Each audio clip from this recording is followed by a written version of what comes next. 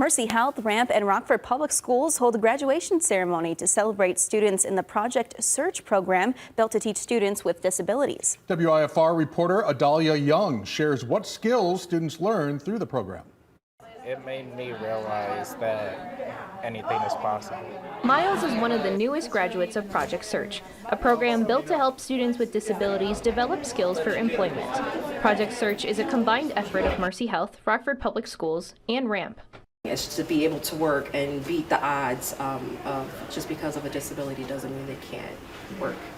Yeah, and it also gives them some self-confidence, and they learn how to advocate for themselves and just become a good employee.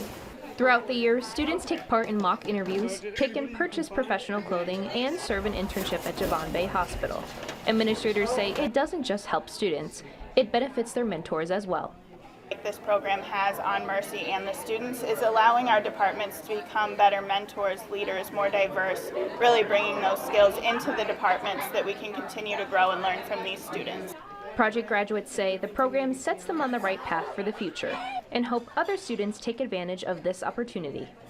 I would say think twice, because this program helps a lot of people that has disabilities who needs to find a job.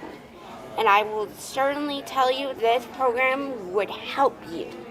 In Rockford, Adalia Young, WIFR News. Project Search picks back up again next school year. To find out more about the program, go to WIFR.com.